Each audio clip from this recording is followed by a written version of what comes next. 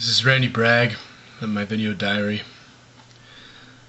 The day was today. Nuclear bombs were dropped off in all the major cities.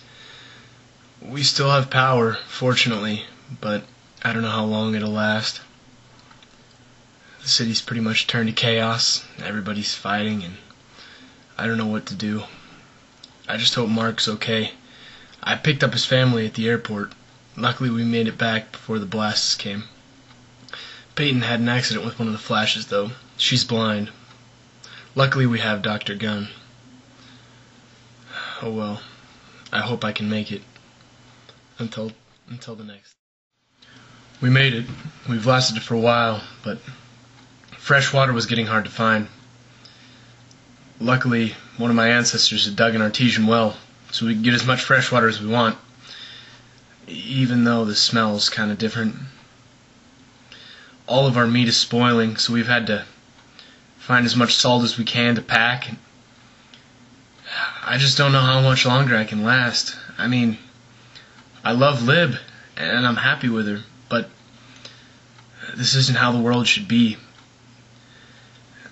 I hope that sometime soon we can establish some form of government and maybe last it out a little bit longer and stop the terrorists on the highway and in the town. Dan, he got jumped again, and he's still recovering. It's really hard for him, I know. He's in love with Helen, I believe, but I don't think she's ready for that yet after Mark. Oh well, until the next time. I'm so glad to know that we have radios. It's good to hear from the outside world. Today we learned that the president had been replaced by Mrs. Van Brooker Brown. She used to be the old Health, Education, and Welfare Secretary. It's just comforting to know that the government is still out there trying to help us. On the other hand, a disappointing fact today, we discovered radiation. A couple people have already died, and we traced it back to Porky Logan, who picked up the jewelry. It was contaminated. He picked it up from Miami. One of the bombs was dropped there.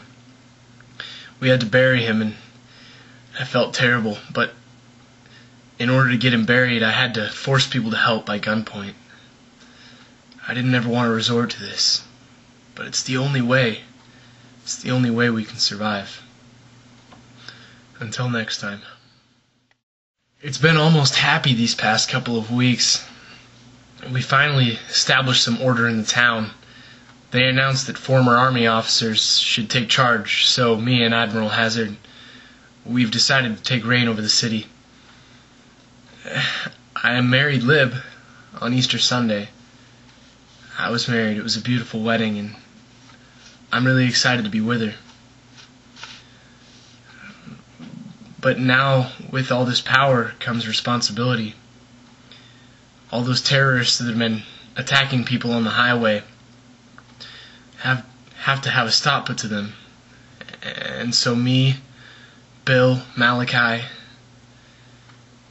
all of us guys, we went out and tried to trap them. Well, we killed 3 of them and captured 1, but in the shooting Malachi got hurt, and he died before we could get back and have Dr. Gunn operate on him. I guess he sacrificed himself for the right thing, but it's still hard. Things are never going to be the same.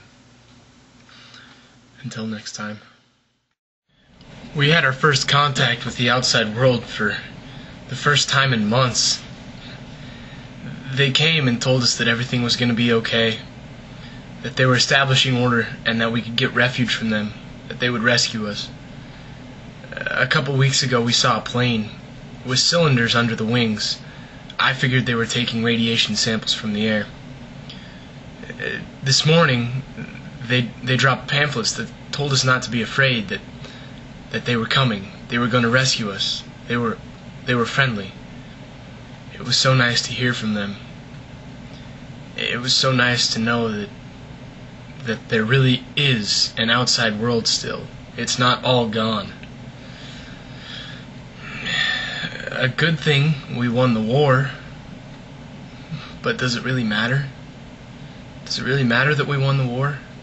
Does it matter that the entire United States of America was almost completely destroyed? Does it matter that we beat Russia? In the end, you look at it and you may think it's a happy thing, but when is war good?